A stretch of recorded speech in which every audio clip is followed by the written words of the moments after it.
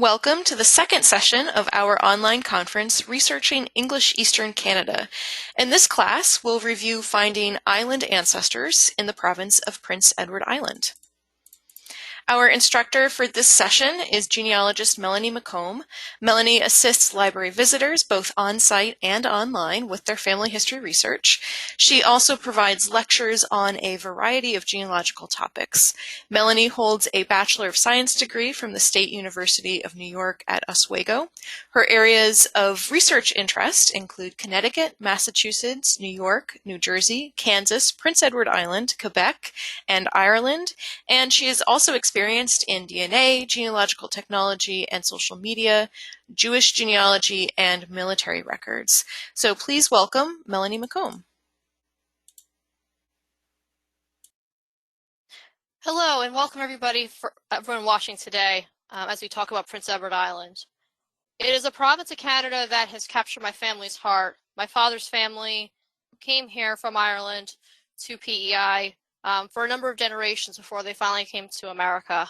And there's so much story and so much history that can be learned by studying more of the province. And we're going to go over a number of different things during this class.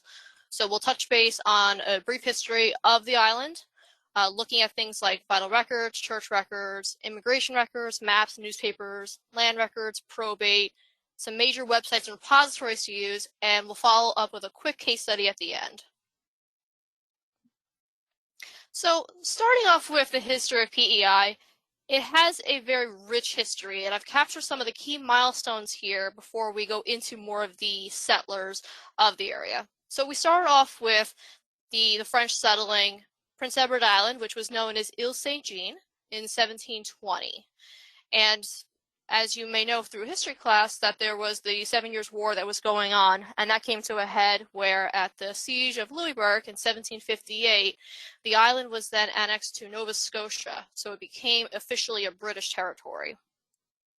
Later on, in 1769, the island was then deemed a separate colony, which means that they could form their own government and appoint their own officials, and the island was named St. John's Island, which is just the English translation of St. Jean.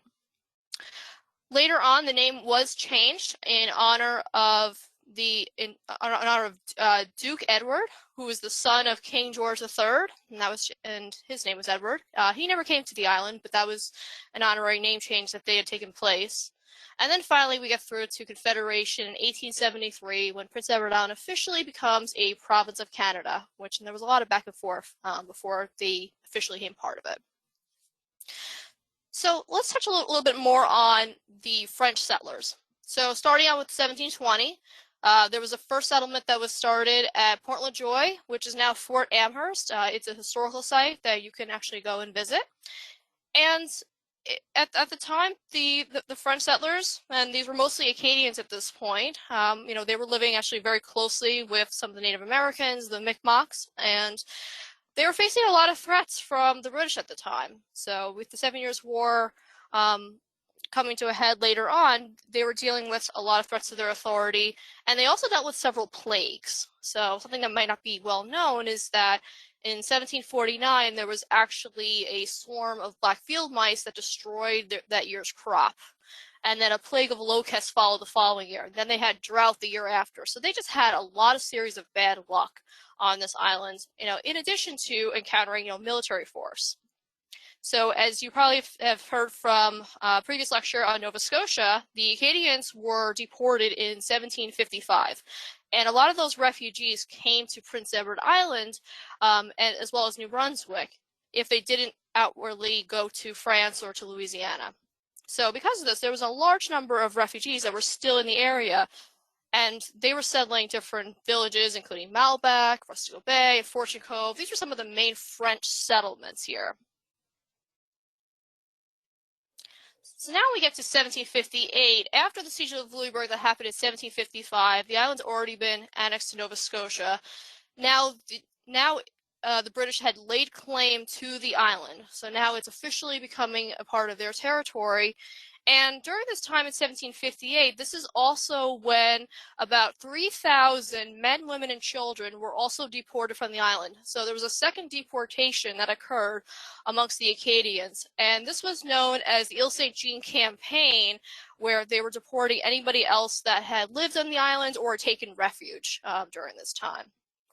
And once that deportation had taken place, now the British were looking to how are we going to settle all of these vacant parcels of land.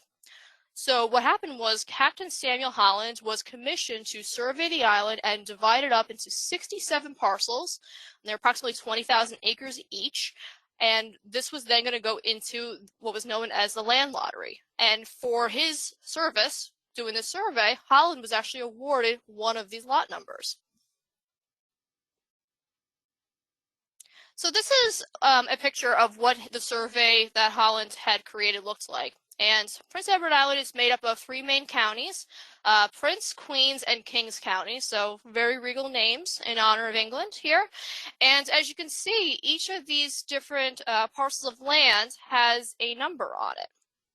So that is a good way to know how you can understand where your ancestors' land was when you start looking at things like census records and other documents we'll look at later. So that lot number is going to be really important to pay attention to.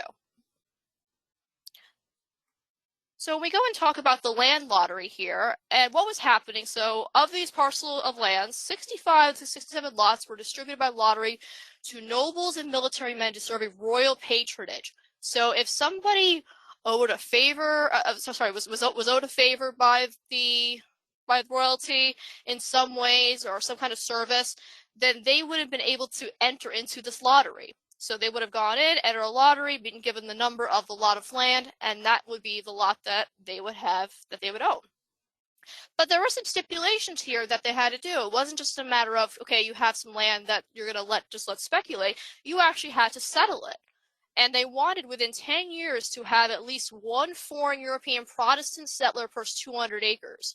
So this was very rich if they were trying to settle the Scots or any of the Protestant Irish.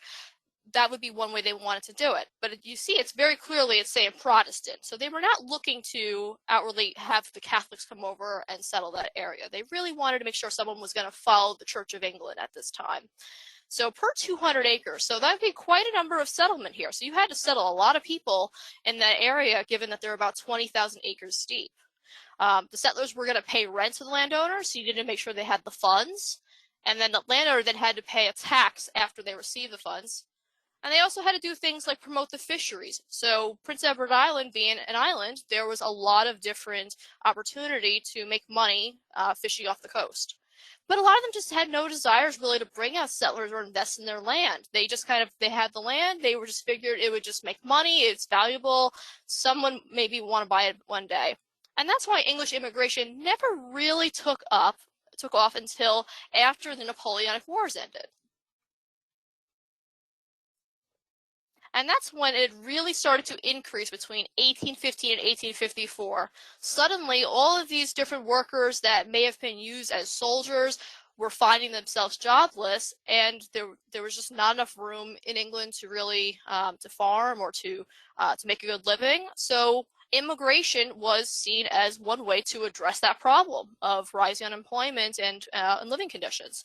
So a lot of these were small farmers, they were laborers, weavers, so all kinds of skilled tradesmen that were going out. And for the most part, most of these immigrants had their own money. There was only a few of them that really were sent off to the islands and were had their passage paid for. Most of them had their own money and were looking for a better life. And similar to the English settlers looking for a better life, there also were the Scottish settlers. And one of the big groups we know is the Genealogist settlers, who were led by Captain John MacDonald. And he brought people over all the way back in 1772 on the Alexander, about 210 Catholic tenants. And these were all tenants that were within his area of Scotland. And he purchased 2 lots, 35 and 36. which is right in that Fort Augustus area. There's also Scotchford and Tracadie, and those were the main areas where they were settling. And then these were specifically Scottish settlements, Scottish Catholic settlements. So the church was being risen fairly quickly, and was providing another outlet for people that were not feeling like they were very welcome back in Scotland, to have a place to practice their religion. And similar to that, we also have the Monaghan settlers. The Monaghan settlers, which their name comes from the county in Ireland that most came from, was Monaghan.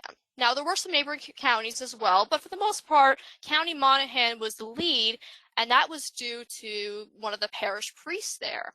So Reverend Patrick Moynick, who is the parish priest of Donegal, was really the one that was helping, encouraging, and assisting his parishioners, and he wanted them to settle the town of Fort Augustus, which was actually fairly close to where MacDonald's settlements were.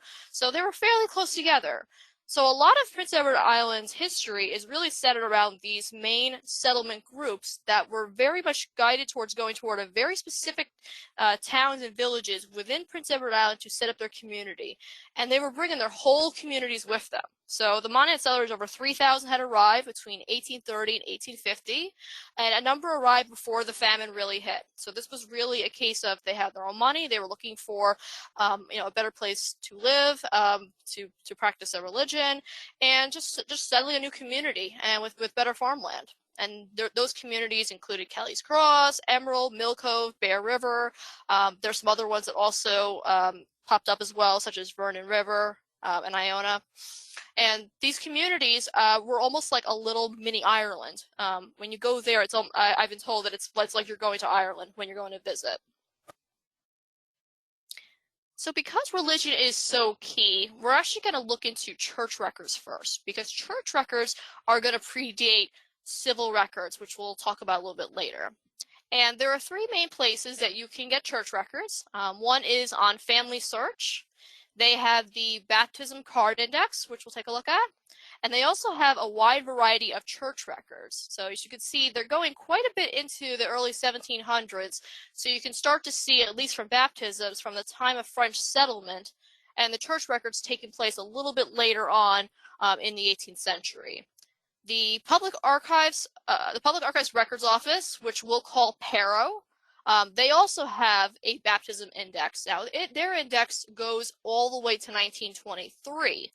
So while you may not be able to see the record all the way, you can actually see who was at least baptized and get some minimal information.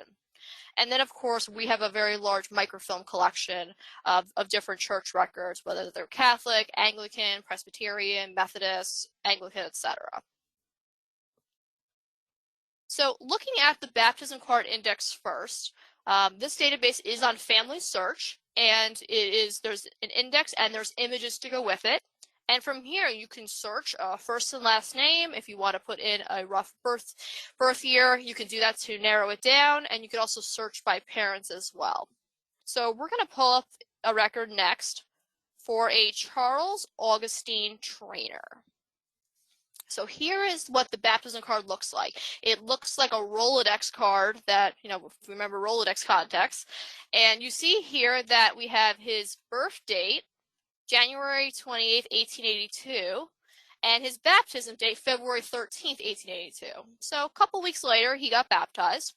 And it notes that where he was baptized, Fort Augustus. So we have the name of the town.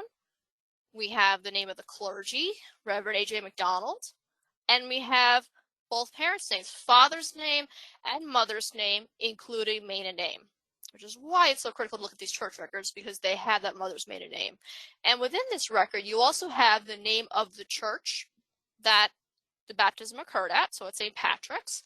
And you also have the record book number. So you have record book 1, and then the page number, I believe 184. So we can use this information to then go onto Family Search and see if that record book has already been digitized and see if we can find a copy of the baptism.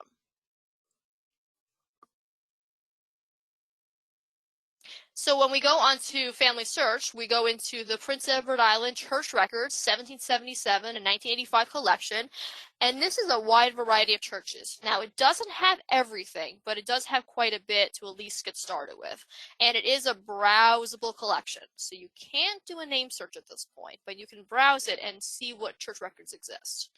So we're going to go ahead and hit Browse. And now we're going to go into the name of the county. Now you'll see here there are a couple of cases where some of the towns might overlap different counties. So you might need to check a couple of the ones that say Kings, Queens, Prince, Kings, Queens, just to make sure that they're not categorized that way. In this case, we're going to look in Queens County because that's where Fort Augustus is located. And we see a listing for Fort Augustus. So we're going to click into that.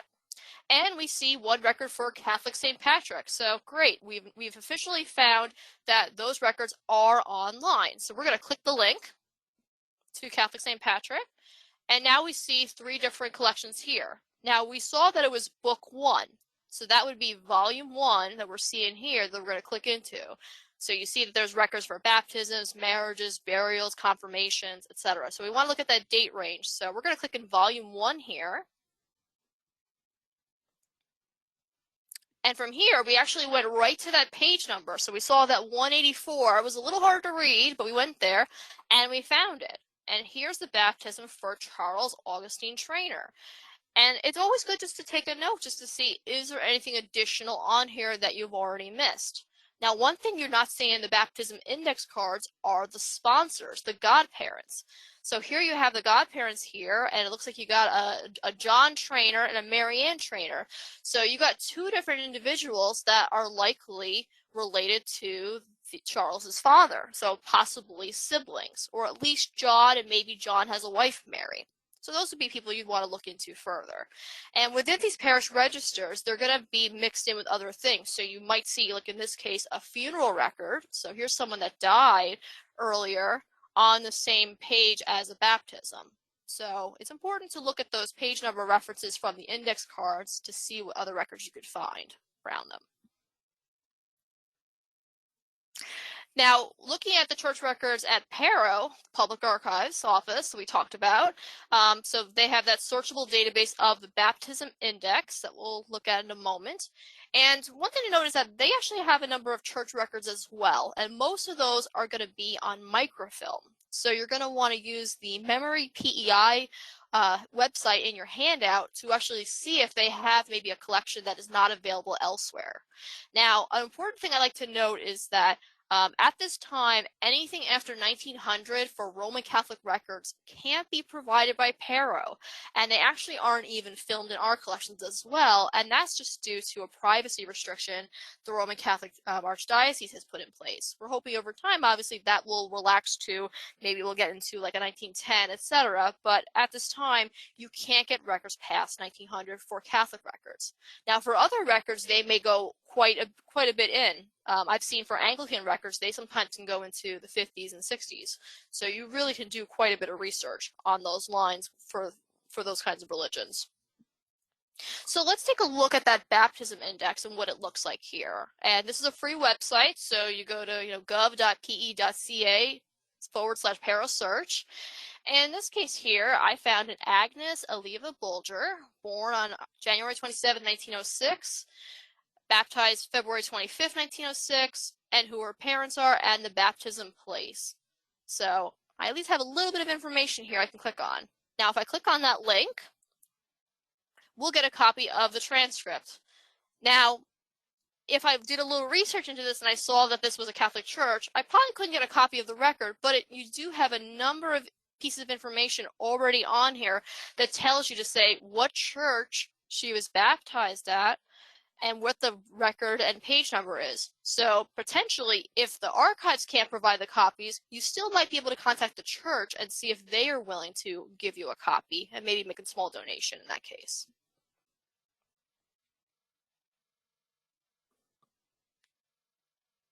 Now, for some of our church records at NEHGS, we have a number of different collections, as I mentioned here, and this is one from the Vernon River, which was a Catholic church. And just wanted to show a little bit of variety of what some of the records look like. a lot of them are usually that long hand-drawn-out baptism record, but in some cases you might see registers like this where you have nice columns of data that help show it.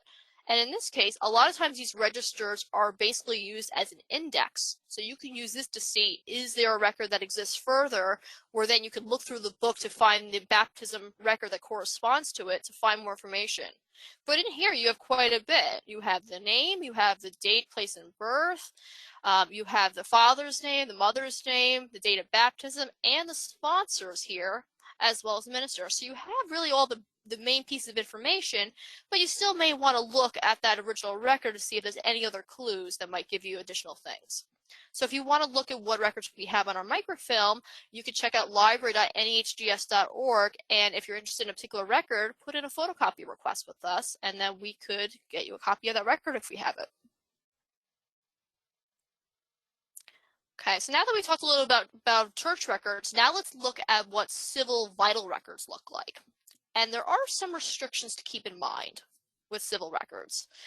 And that is, first starting with, is that civil registration is not mandatory until 1906. So that's going to be your key date. Now, there might be some cases where there were some records recorded at a local level, but it wasn't mandatory for the island until 1906. And because of that, because birth records are restricted for 120 years, unless there was something earlier recorded elsewhere, we still have to wait 6 more years before we can get a copy of someone's birth record that it's become archival. So birth records can be really hard to get a copy of right now. So that's why we want to look at those church records when we can find an alternative in that case. However, not everybody has like an infant baptism, especially if different religion does not practice it. So then you have to look at records like marriage records and death records. And now these restrictions are a little bit more relaxed. So marriage records we're restricting for 75 years and death records for 50 years. But a couple keynotes as I noted here is that for the marriage records, as we'll see in a moment, is that the parents' names aren't even included before the 1920s. They're really just recording the marriage that occurred between a bride and a groom, a date, and the officiant that performed it, and maybe if there's license or bands, and that's about it. There really isn't that much detail that tells you on who they are, unless you went into more of the church records if they got married through a church to see who their parents were. And then for the death records, you will not get the cause of death. It is completely confidential. It will be redacted on any death records you get. So that you have to get very creative to see if you could find out why someone died. So a alternative record I like to use for finding a cause of death in PEI is I like to use the newspapers.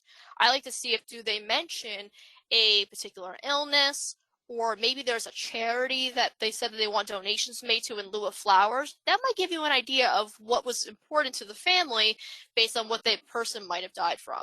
A lot of times they're going to say the person died of a long illness, and they're not going to give a lot of details. So you have to really dig in to see what might have been occurring at the time if you're interested in that information.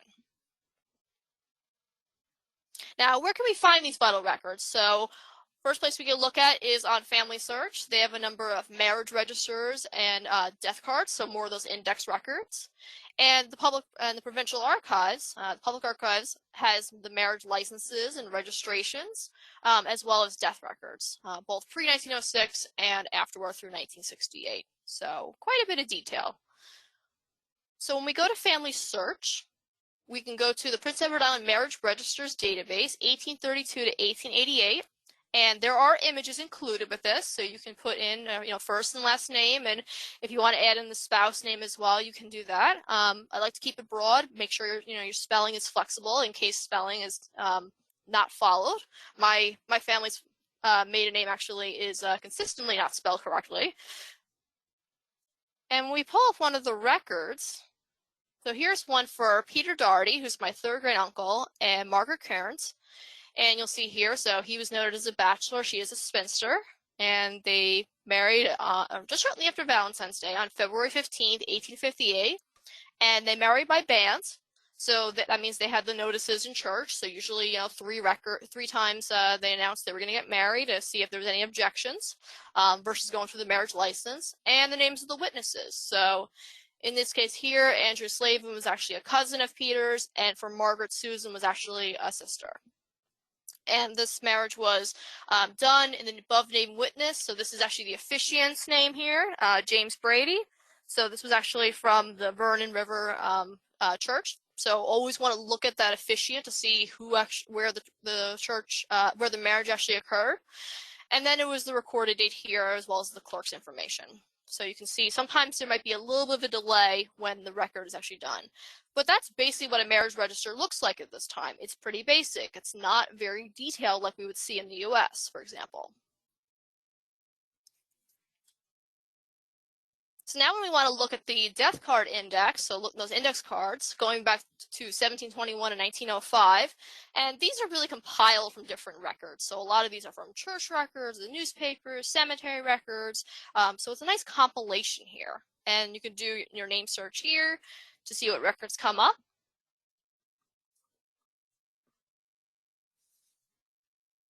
And here we have one for a Mrs. Peter McKenna. And what was nice is that they at least put down her maiden name here. So that was a nice find. So you can give her at least a name, that her name was Mary Ann Hughes. So that was her maiden name. And notes here that she was buried on July 22nd, 1886 in St. Teresa's Cemetery. Now, note that this is the burial date. So when you want to make sure when you're recording it in your software or in your tree that the death date is going to be a few days before or prior. So you only have a rough estimate based on when the burial occurred. And again, we note here what church this was recorded from. So this was from St. Teresa's Roman Catholic Church in Book 1. So there you could go and look for the official burial record if you wanted to know more.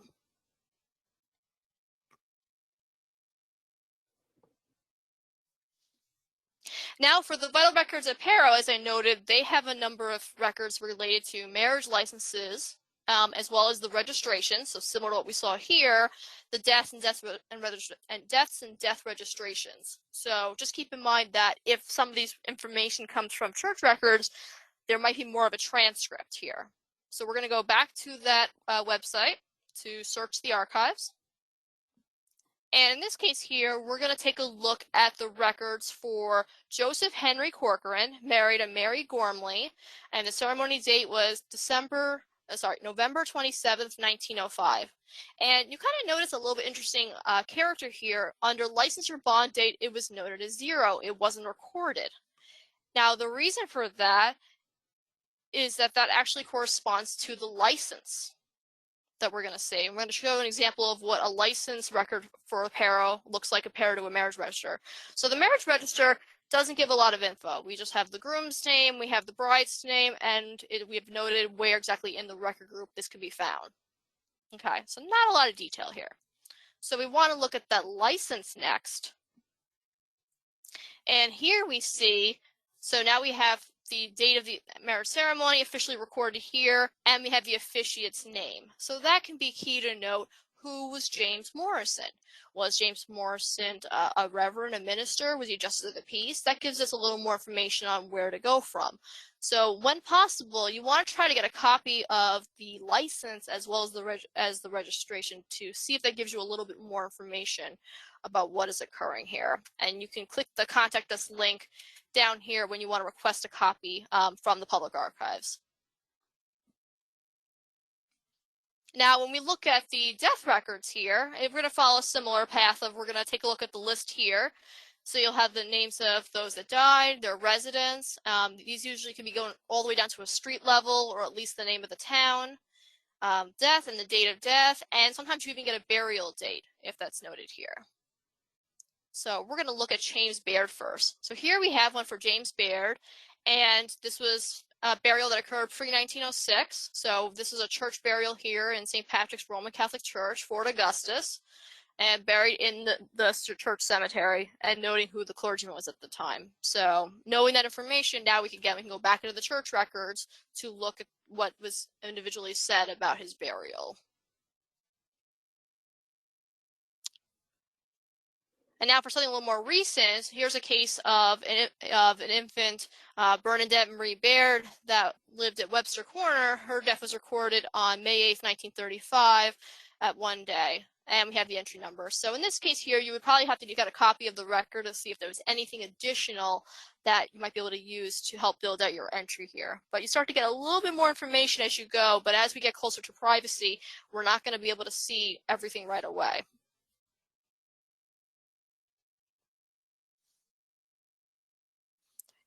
And for vital records at NEHGS, we have a number of records, including some of the marriage bonds, the licenses, the registrations, and the deaths prior to 1906. Now, all these records are available on microfilm, and if you have an idea of what year range that you want to look at within those records, most of these records also have indexes that you can use to find what you need.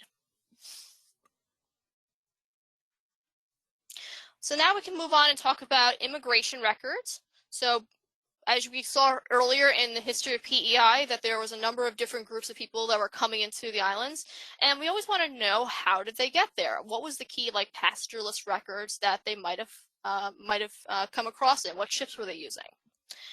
Now, the Library and Archives of Canada, they don't have, there's not a comprehensive list of immigrants arriving in, but they have noted on their page a link to several of their microfilm collections that do note during the French and British regimes of different immigrants coming through. So the French regime, you can see people that were heading toward Acadia back when PEI was part of Acadia.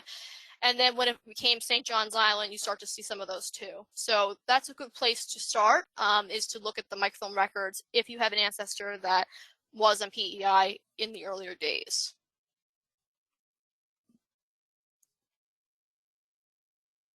And if you want to look at later records, we could look at things like treasury registers or immigration returns. So this was actually a collection that, as it's a Public Archives of Canada in Ottawa, that was filmed by Family Search, and they include a number of collections here. Like, here's one that says list of the crew and passengers on board the ship Clarendon bound to Charlottetown in the island of St. John's. So that would be a good one you'd want to take a look at if you want here. And they also have a bunch of miscellaneous records. So to give you an idea of what they look like, I'll have an example that I've noted.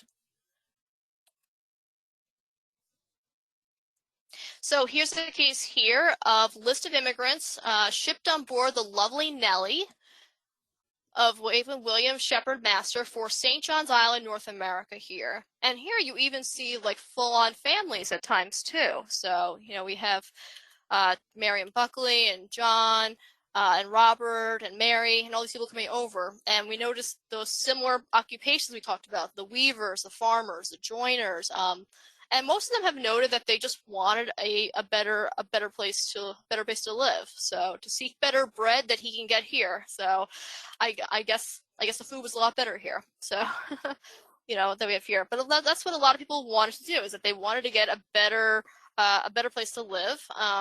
Was coming here for more of that opportunity. So really nice that these records are available, so you can really start to see the earlier immigration coming over. And most of them are coming over from England and Scotland. Now, there's another collection that's going to be filmed at some point, rather going to be digitized by Family Search. There actually are records at the Provincial Archives, specifically for passenger lists coming mostly from Scotland into PEI. So at some point, this collection will be available to browse, and then you might be able to see if you can find anybody from your family on there as well. So not a lot of pastoralist records that survive, but there definitely are some. Okay, so now we want to talk a little bit about maps, because geography is so key when we're talking about Prince Edward Island. And the best place I like to go to for PEI maps is Island Imagined, because they have so many different types of maps available.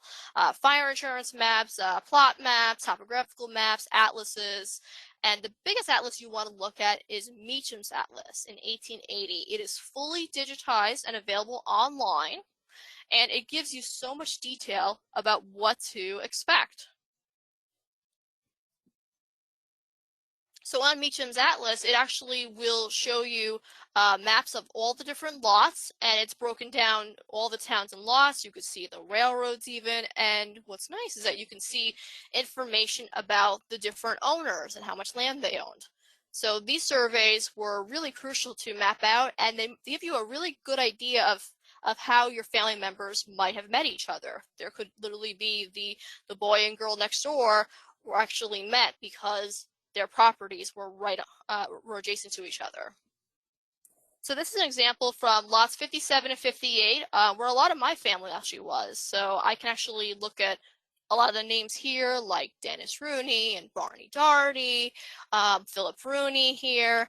And these are all different family members that I've been able to map in here. And I keep seeing more and more connections the more and more I look at it. So I recommend when you find your family in the census that you plot it against the maps from Meacham's, and start taking a look at some of the neighboring families nearby, especially when you're looking at records like your godparents, any kind of witnesses. See if you can figure out why they might have been involved in your family's life and see if their land was right next to them. And as you can see here on this record here is that each of the lots of land here notes how many acres they have. So that is something also that's going to be useful when you start getting into land records next, to find out more about how they obtained that land.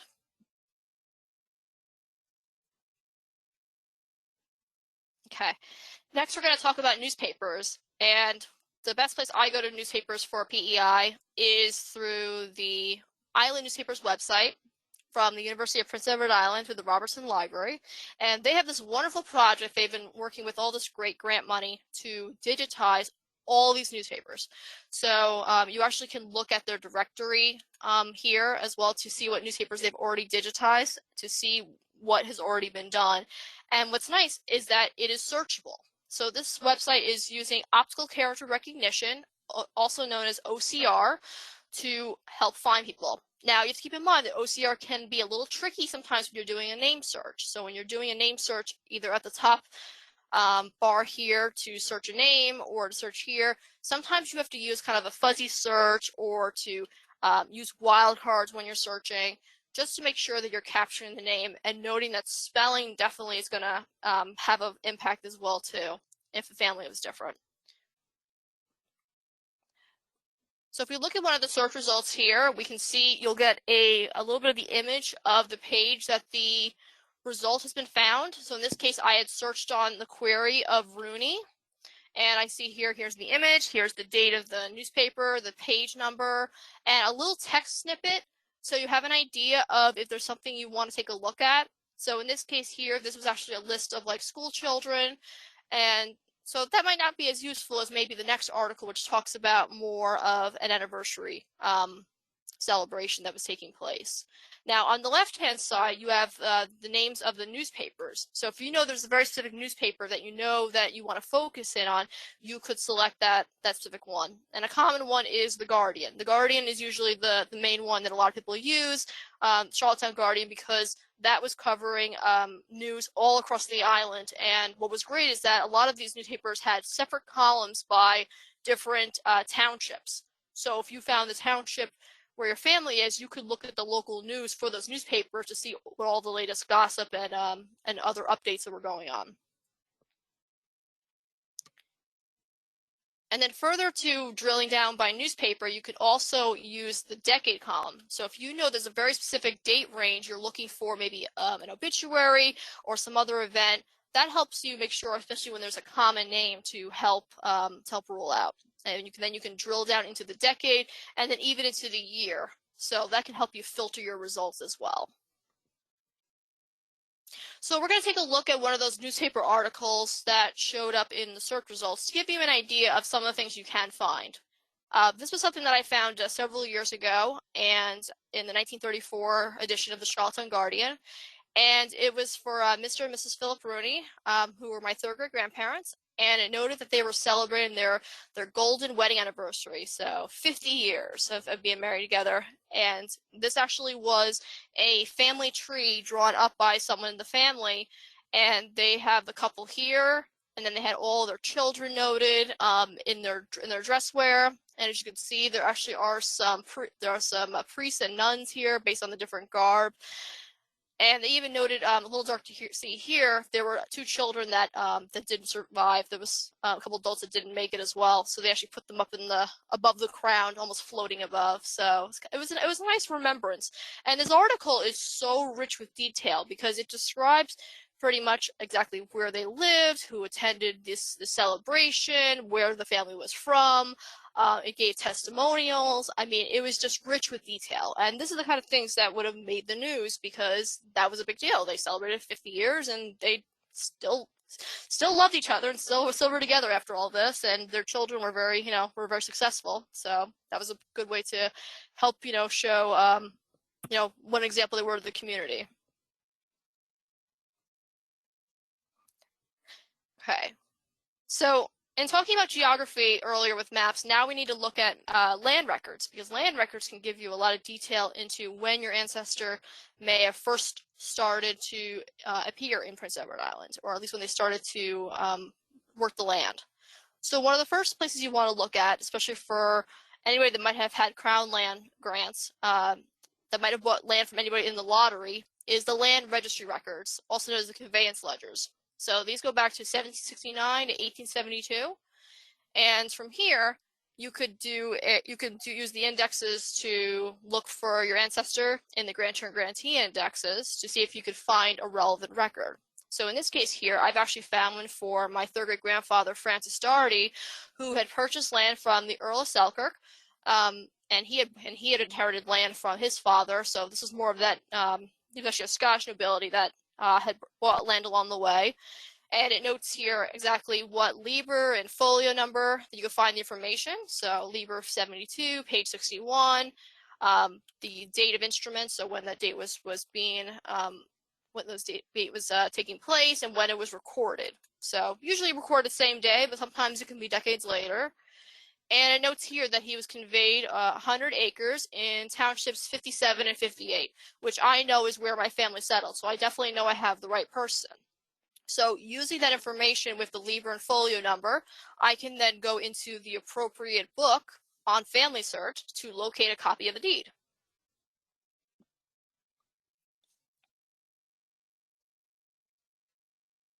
And here is where the land grant is recorded. So Francis Doherty in 1856. And this actually is a 3-page document that describes exactly where the land is located, maybe any adjoining neighbors, and describes all the legalese on how it's being passed to him. So this was really exciting when I found this because this was one of my first earlier records of people that were coming in PEI and confirmed that they did buy land at one point though, and now we can start to see the paper trail from here on who inherited the property later as the years go by.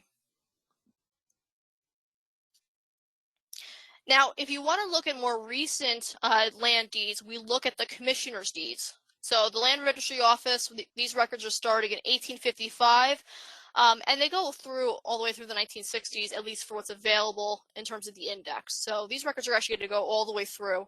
And this is how you can do more modern research. So when you know someone came, especially after the famine, if someone had bought land, you can use the indexes here to find what's available. So we're going to take a look at what one of those indexes looks like.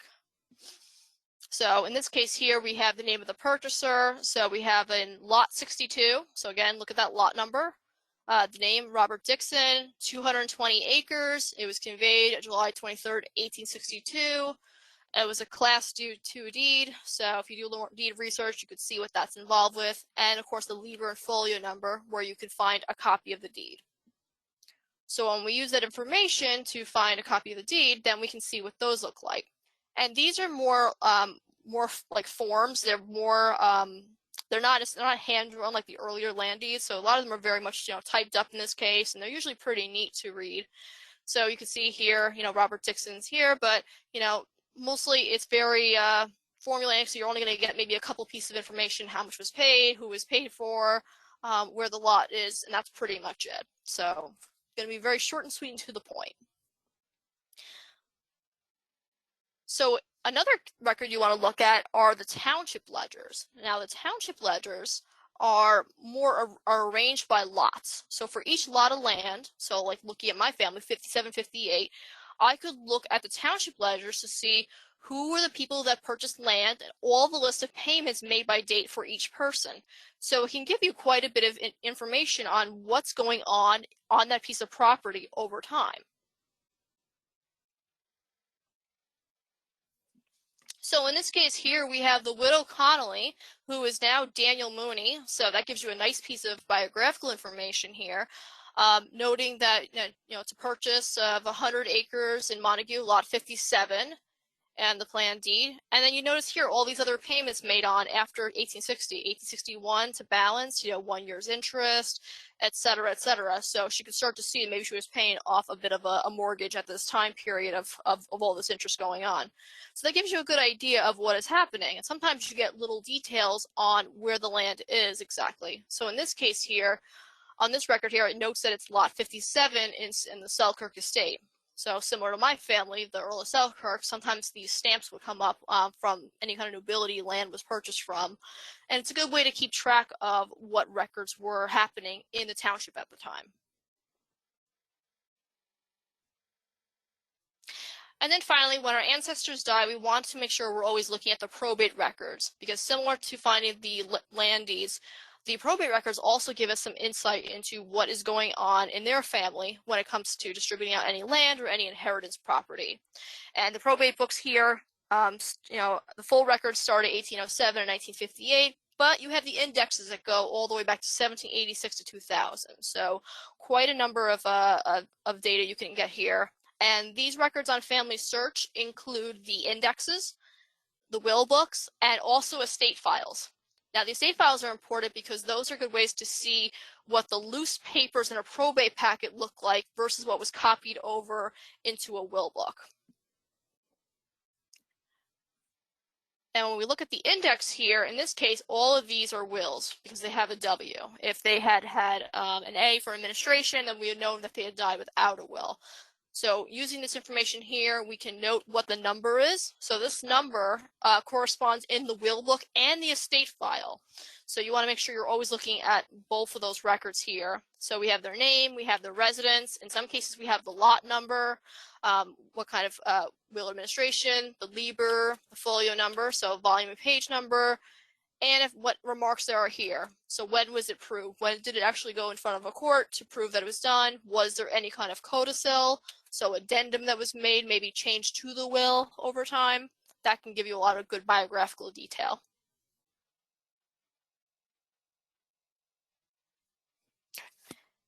So when we're looking at a lot of these records, there's a few key major repositories that we want to keep in mind that you always are using as part of your research.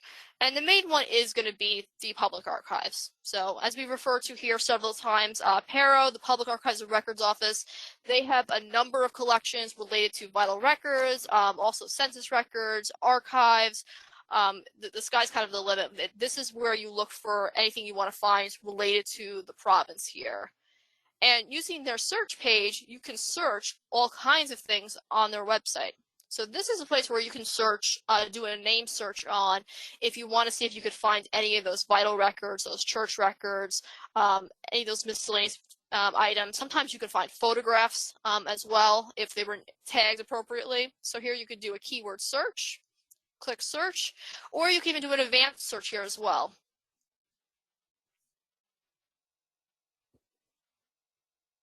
And when you do the search here, then you'll get a listing of the different categories of records. So you could see how many baptisms by that name. So in this case, I searched just on Connolly, marriage, death, census records, and all their archive collections. So it looks like there's a map, there's some photographs, and some text items. So this gives you an idea of what is already out there. Now, there's another place you want to look at, and that is Memory PEI. And Memory PEI is specifically the archival description database for the Public Archives and Records Office. So this is very similar to like Archive Grid and Archive Space that you would see more on the US side. So this is specifically for their archives here. And you could do any kind of searches here, or you can search on the left here by certain descriptions. So let's say you were looking for the family papers of a particular individual that was very well known, or if you're looking for a school record, this will be the place that you can look for those types of records to find more social context for your ancestor, and there might be some listings for your family as well. There's also the Island Register website. And now this is like a crowdsourced web page that's being maintained by a couple individuals here. And what's nice is that a lot of people have put into a lot of effort to uploading and transcribing different records. So you could even find like early passenger list records on here. You could find maps, you could find telephone directories, all different pieces. I like to look at the PEI lineages. And now I know we want to be careful about like looking at like online trees, but sometimes this can be really helpful because you can actually click into one of these and see what's available. So you could look at a particular surname that you're interested in. You'll see who submitted the lineage. They'll have their name, their email, and usually it's a nice Onondaga format of the family. So you have an idea of like what has already been done in terms of tracking that family member. All the way through. So they usually start with the immigrant and they go down to more recent generations. Now, they're not going to be fully complete, but that is sometimes an easy way to find a cousin when you're trying to look for more information on a particular line. And there are ways you can actually submit your family line listing if you're interested. Another organization to definitely pay attention to is the PEI Genealogical Society. Now, they have a number of different collections in their store. They sell cemetery transcripts. They sell different directories that are definitely useful. And in addition to their membership and their newsletters, they also maintain the Master Name Index, which is electronic. Now, the Master Name Index is basically a compendium of different record sources being used. So you can actually do a name search here. In this case, I've used last name Trainer just to see what comes up. And I'm seeing, different inquests. I'm seeing the 1870 Land Commission records. I'm seeing newsletters. So this could be a good way to see what records are out there that you may want to take a look at to add more information to your family. So now that we've talked about all the different types of record sources that you want to use when you're investigating your PEI ancestors, we're going to do a quick case study on how we can put some of these records into play. And we're going to look at my second great grandfather, Owen Doherty, and we'll start with what we know. We know that he was born circa 1831 in County Monaghan, Ireland. He came to PEI between 1836 and 1841. He married Sarah Flynn in 1853. He had 10 children that we know about. He lived on Lot 60 in Queens County. They're Roman Catholic. And then we lose them after the 1901 census. Now, and we know that because we don't find a date of death or a gravestone for him or his wife Sarah. So he kind of just disappears. So we want to see what we can find about him. And the next is we form our research questions. So what we want to know is when and where did Owen die? Because we think that since he's not on the 1901 census, he likely died at this point. And we also want to know if we can find out where is Owen buried. So those are our main questions we're going to go into this. Now, since we mentioned that we found him last on the 1901 census, we want to take a look and see where did we last find him. And we see on Lot 60, so this is where that lot number you'll see at the very top is that I'm talking about is how you can find out what lot number your family was on. And here we see Owen, who is living with his wife Sarah, his son Francis, son Owen, and then it continues down below, Peter, Joseph, and a granddaughter, Mary. So we find most of the kids living there. Some of the other kids have already gone, they've already left and started their own families here. Okay. So next thing we're going to do is we're going to look for him in the death card index. So we want to see if can we find a death record for him. And we find a possibility. We find Owen Doherty. Spelling doesn't count. As we see, the spelling is going to be a little bit different here. That was buried at 80 years old on March 18th, 1909. And we can click in the image to see a little bit further, get a little more detail here. So, and then we note that he's buried in St. Michael's Parish, Iona. So he's likely in the church cemetery yard there. And they even make a note here that he was born approximately 1829. So that probably fits as a good candidate for our Owen. That might be him. But we want to know more. Let's see if we can find more records that help verify if this is our Owen. And the next place we look at is probate records. So knowing that we have an approximate date of death, we want to see if we can find, is there any probate file that exists for Owen? So we'll start here and use the index. here, which is browsable, to the right to look for him in the will books. And so here we find in the will books there is an Owen Doherty in Valley, Queens County. Now, Lot 60 had a couple different names, and there was a portion that was called the Valley. And it's noted here, volume number 17, page 605.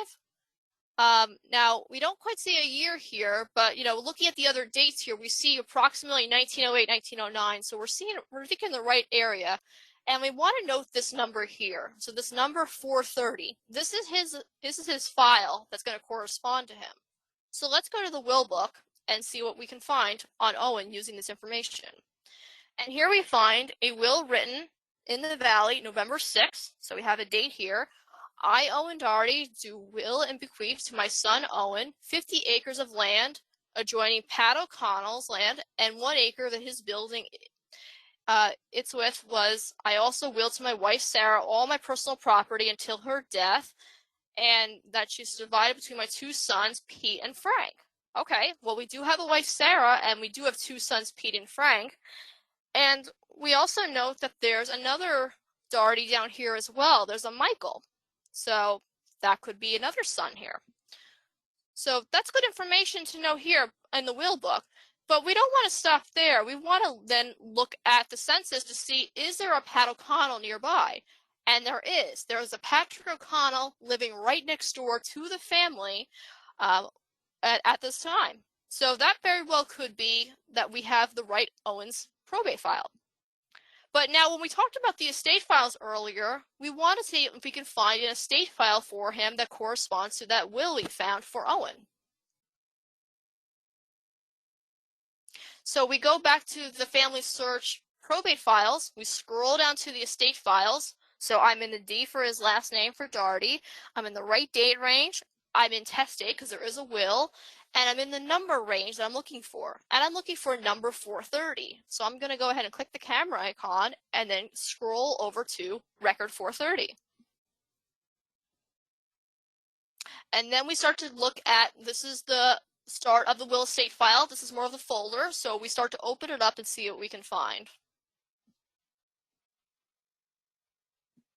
In here, we have a handwritten copy of the will that was written, and it looks like it was actually transcribed correctly. And now they did note here in handwriting here, lot 60. So that was added later. So, okay, we definitely look like we have the same property. It's matching up with everything on the census so far. So what else is in the file? Let's keep looking.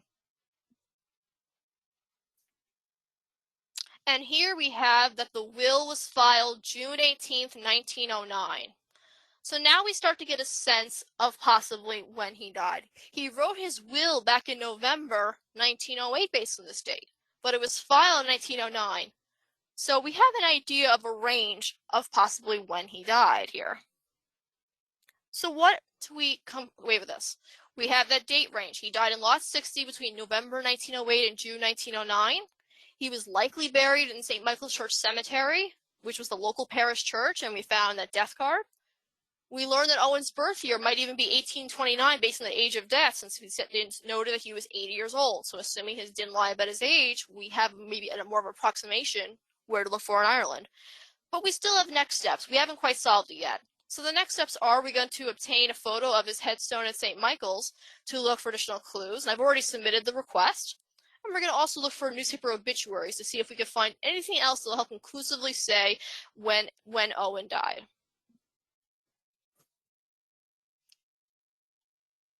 So in review, we want to note that because of the restrictions in civil records, we need to use church and other religious records to fill in those gaps.